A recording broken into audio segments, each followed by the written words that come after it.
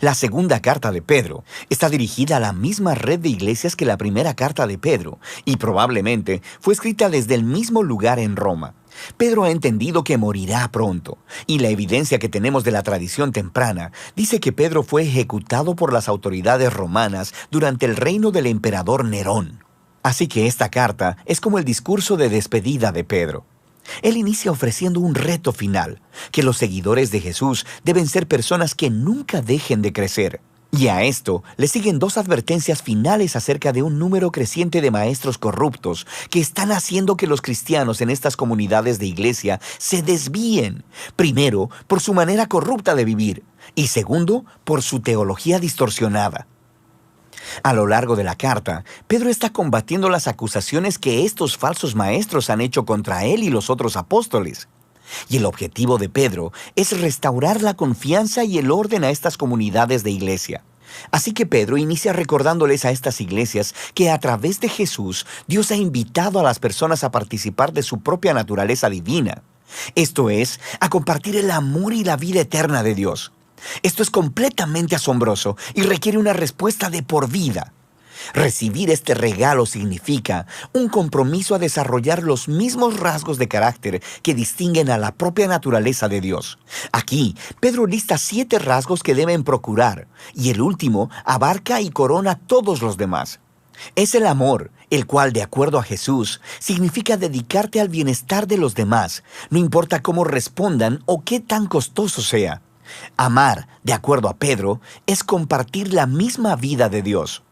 Pedro luego declara el propósito de la carta, que es el funcionar como un monumento a su enseñanza para que pueda ser transmitida a las siguientes generaciones, ya que no le queda mucho tiempo para estar ahí personalmente.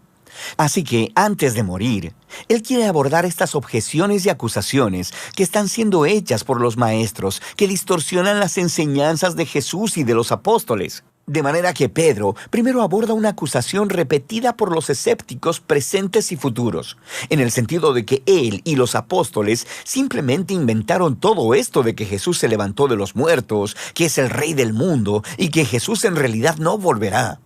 Así que Pedro ofrece su testimonio ocular sobre el poderoso momento en el que Jesús se transfiguró en la montaña. Recuerda la historia en Marcos capítulo 9. Los apóstoles vieron a Jesús como el Rey exaltado y su resurrección significa que Él está vivo como Rey y regresará un día para rescatar al mundo. Así que el futuro regreso de Jesús para traer el reino de Dios cumplirá todo lo que las antiguas escrituras han estado señalando. Las palabras de los profetas del Antiguo Testamento no son fantasías fabricadas. Es a través de las palabras humanas de la Escritura y a través del Jesús humano que Dios mismo nos ha hablado. Pedro luego continúa para lidiar con las amenazas que levantaron los líderes corruptos en la iglesia y se enfoca en otras objeciones que ellos plantearon. Primero, estos maestros niegan la idea de una rendición de cuentas final, donde Dios va a ser responsable a todas las personas por sus decisiones. Y esta negación, convenientemente, permite a los maestros ignorar la enseñanza de Jesús acerca del dinero y el sexo, porque están haciendo mucho dinero al enseñar en las iglesias, sin mencionar el hecho de que están teniendo sexo casual. Pero Pedro les recuerda a los lectores que Dios puede responder a la rebelión con su justicia, y lo hará. Él recuenta 3 ejemplos antiguos de cuando Dios hizo eso. Primero, él menciona la historia de los hijos de Dios en Génesis 6, como fue interpretada en una popular obra judía de aquel tiempo, llamada Primera de Enoc. Primera de Enoc dice que los hijos de Dios son ángeles rebeldes que cruzaron la línea y se acostaron con mujeres, ganándose el juicio de Dios. Pedro luego habla de la historia del antiguo diluvio y después de la historia de Sodoma y Gomorra. En cada caso, hubo una rebelión que llevó al juicio divino. Pero Pedro dice, Dios siempre fue fiel en liberar a su pueblo y utiliza la historia de Lot para poner un ejemplo. Pedro luego conecta estas historias antiguas con la manera corrupta de vivir de los falsos maestros. Ellos también están detrás del dinero y del sexo, desprecian la autoridad de Dios y guían a otras personas a pensar que a Dios no le importan las decisiones morales. Él dice que ellos enseñan un mensaje de libertad cristiana y lo usan como licencia para hacer todo lo que quieren. Y por eso Pedro va a hablar de las cartas de Pablo más adelante en el capítulo 3. Parece que estos maestros han distorsionado el mensaje de Pablo sobre la libertad en Cristo. Pero esa no es la clase de libertad de la que hablaba Pablo. Y Pedro deja claro que esos maestros en realidad no son libres. En realidad son esclavos de sus impulsos carnales. Y el hecho de que son cristianos lo hace aún más trágico, porque conocer la enseñanza de Jesús los hace doblemente responsables. Se han convertido en lastimosos ejemplos de un antiguo proverbio sobre un perro volviendo a su vómito y un cerdo limpio volviendo al lodo. Pedro luego aborda el razonamiento en el que se basa la negación de los maestros de la final rendición de cuentas. Ellos dicen, generaciones del pueblo de Dios siguen naciendo y muriendo sin ver el cumplimiento de sus esperanzas. ¿Dónde está el regreso prometido de Jesús? Miren a su alrededor, él dice, a este maravilloso universo que habitamos. El hecho de que existimos significa que en algún momento en el pasado, la palabra de Dios intervino de manera dramática para crear algo de la nada y para traer orden desde el caos. Y Él puede hacerlo otra vez. Así que la verdadera pregunta aquí es, ¿por qué Dios tarda tanto? Pero Pedro nos recuerda que nuestra concepción humana del tiempo es extremadamente limitada. Los largos periodos de tiempo a través de los cuales Dios trabaja no encajan en el panorama de nuestras muy cortas vidas. Estas grandes cantidades de tiempo son en realidad una señal de la paciencia de Dios, porque a cada generación se le ofrece una oportunidad para reconocer su propio egoísmo, para humillarse a sí misma y para arrepentirse delante de la gracia generosa de Dios.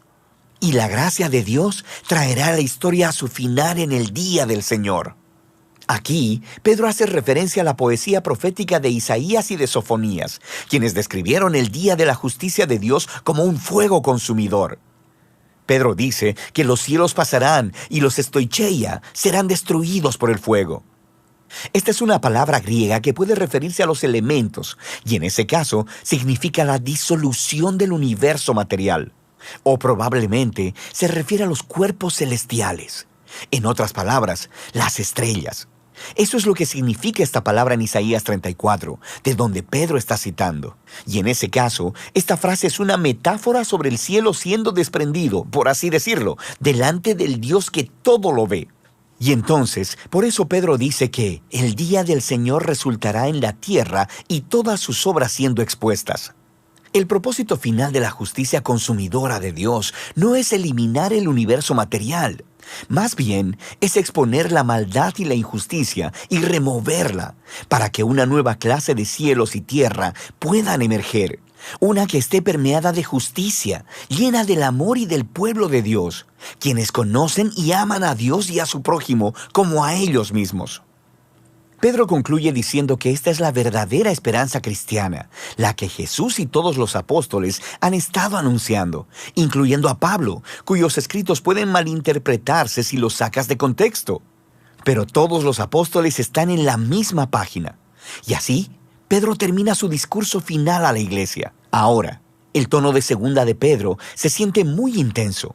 Pero su pasión viene de una firme convicción de que Dios ama a este mundo y está determinado a rescatarlo a través de Jesús. Así que esto significa que el amor de Dios debe confrontar y lidiar con el pecado y la injusticia que arruina su amado mundo. Y en el tiempo de Dios, Él lo hará, abriendo un nuevo futuro para la humanidad y para el universo mismo. De manera que segunda de Pedro tiene una visión amplia y expansiva de la esperanza para todo el mundo y nos reta a examinar nuestras vidas diarias. Y de eso se trata la segunda carta de Pedro.